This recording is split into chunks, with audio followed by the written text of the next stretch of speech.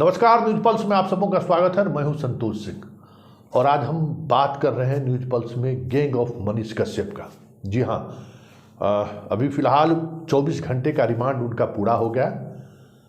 आर्थिक अपराध इकाई ने और 48 घंटे का रिमांड कोर्ट से मांगा है। आज शाम तक उस पर फैसला होगा कि रिमांड आर्थिक अपराध इकाई को कब किस समय मिलता है। लेकिन सबसे बड़ी बात यह है कि इस 24 घंटे के रिमांड के दौरान जो बातें उन्होंने आर्थिक अपराध इकाई को बताई है वो हैरान करने वाली बात है।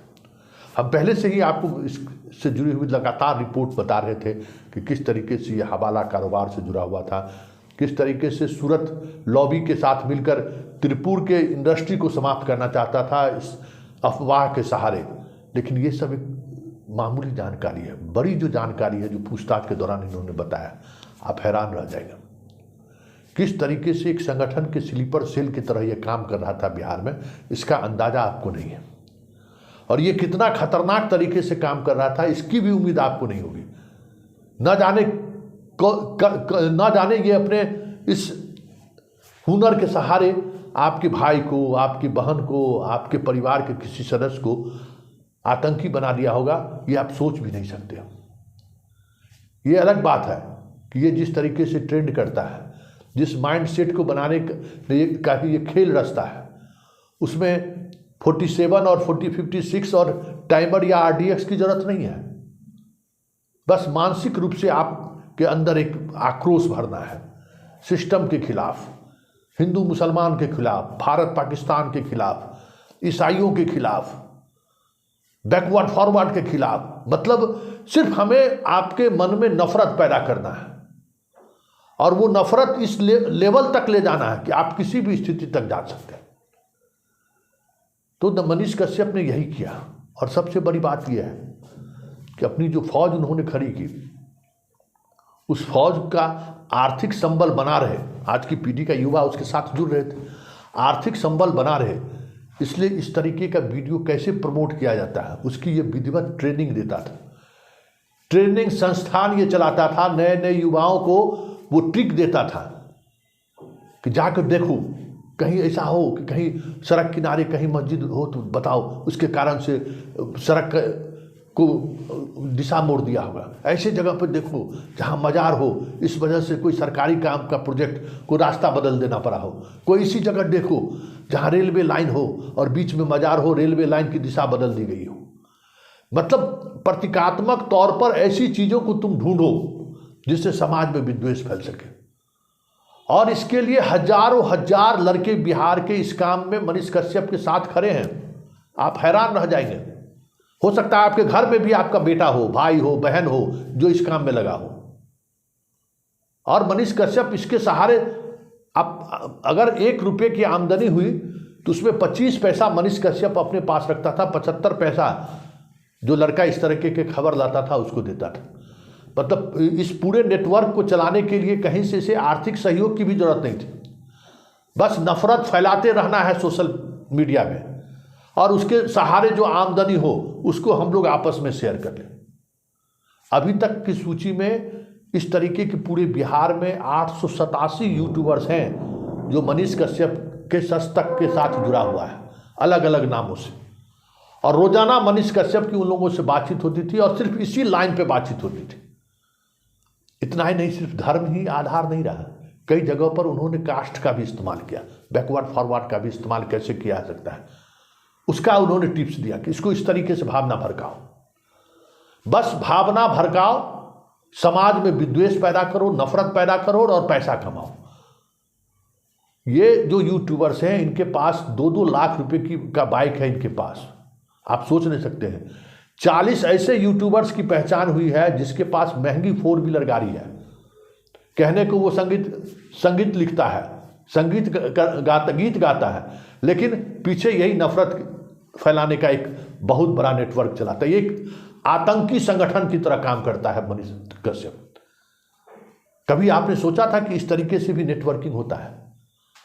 और इस नेटवर्किंग के पीछे जो लोग हैं, देखिए जब बिहार को में इस तरीके की बातें उन्होंने खड़ी की तो बिहार के बाहर कैसे उस सेंटिमेंट को भुनाया जाए, क्योंकि हर जगह बिहार के लोग हैं, उनको उन्होंने एक अलग तरह से ट्रेंड किया। तो तमिलनाडु में जो घटना घटी, उस घटना के पीछे था कि नॉर्थ और साउथ के बीच एक नफरत का भाव पैदा किया जा सके, और उसमें सूरत का कॉरपोरेट जगत साथ खड़ा था, फंडिंग के लिए खड़ा था। कई लाखों रुपये इसके अकाउंट में आए हैं इस चेन्नई जाने के दौरान। इस पर आप हैरान रह जाएंगे, चेन्नई के 5 स्टार होटल में ये ठहरा था। और चेन्नई जाने से पहले किन नेताओं से इनकी बातचीत हुई है, आर्थिक अपराध इकाई उस पर भी जांच कर रही है, और ऐसे नेताओं को जल्द वो नोटिस जारी करने वाले हैं, बड़े नेता हैं। और जब ये चेन्नई पहुंचता है और उसके बाद बातचीत होती है, तो एक बड़े नेताओं का लोकेशन विधानसभा दिखा रहा है, विधानसभा से इसकी बातचीत हो रही है। इस तरीके का ये नेटवर्क चलाता था कि हमें कहाँ किससे किस तरीके से रिश्ता बनाए रखना है। जो भी इस माइंडसेट का, आपको अंदाजा नहीं होगा कि इस खेल में किस तरीके का फंडिंग इसको हो रहा था। फंडिंग इसलिए नहीं कि आपको ये काम कर बनाए रखना है, फंडिंग इसलिए हो रहा था कि इस नफरत की लकीरों को तुम कितना बढ़ा सकते हो, कैसे इस नफरत की लकीरों को बढ़ाने के लिए रोजाना खबर को आप क्रिएट कर सकते हो। ये आतंक का नया मॉड्यूल्स है। ये अलकायदा और तालिबानी आतंकवाद से कम बड़ा आतंकवाद नहीं है। ये एक नया मॉड्यूल्स इन्होंने खड़ा किया कि सोशल मीडिया के सहारे, यूट्यूब और फेसबुक के सहारे लोगों को जोड़े, और उनके सहारे हम नफरत का बीज बोए। उन्हें कोई आर्थिक मदद भी करने की जरूरत नहीं है कि अपहरण करके लाओ या कहीं से किसी जमीन को कब्जा करके लाओ, हम आपको शेयर देंगे, ये भी करने की जरूरत नहीं है। बस नफरत फैलाते चलो, यूट्यूब और फेसबुक पैसा देने के लिए तैयार है, विज्ञापन मिलेगा ही, तुमको पैसा मिलेगा ही। मतलब अगर इस नेटवर्क पर अगर आप गौर कीजिएगा, तो इस नेटवर्क के सहारे बिहार में हर महीने लगभग 20 करोड़ रुपया, छोटी बड़ी राशि नहीं, 20 करोड़ रुपया इस तरीके के नेटवर्क के सहारे गूगल, फेसबुक और यूट्यूब से आ रहा है यहाँ के यूथ का। और उन यूथ का काम क्या है? बस नफरत फैलाते रहने। ये सोचिए किस तरीके से, किस स्तर पर खेल हो रहा है कि नफरत फैलाने के लिए ये लोग संगठन खड़ा किए। और इनका मॉड्यूल्स आपने समझा, इनका क्या मॉड्यूल्स था, और इसी मॉड्यूल्स के सहारे वो अपना रोजगार भी चला रहा था, पैसे भी कमा रहा था, एक नफरत का अलग भी पौधा तैयार कर रहा था प्रदेश में। मनसा एक ही था कि हम बिहार के मुख्यमंत्री बने। इनसे कल पूछताछ में तमिलनाडु पुलिस ने पूछा कि अब क्या होगा तेरा, तो कहता है कि हम बिहार का मुख्यमंत्री बनेंगे। कॉन्फिडेंस देखिए। मतलब आपने देखा होगा फिल्म मुंबई अटैक हुआ था, तो नाना पाटेकर की एक फिल्म आपने देखा होगा, तो जो जीवित आतंकी बना था उससे जब नाना पाटेकर का जो कन्वर्सेशन हो रहा था, ठीक उसी तरीके का कन्वर्सेशन ये आर्थिक अपराध इकाई के पदाधिकारी और मनीष कश्यप के बीच हो रहा था कि हमने कैसे किस तरीके से नेटवर्क खड़ा किया। तो ये नेटवर्क किस हद तक हमारे आपके घर में सेंधमारी कर रखा था, शायद आपको पता नहीं हो।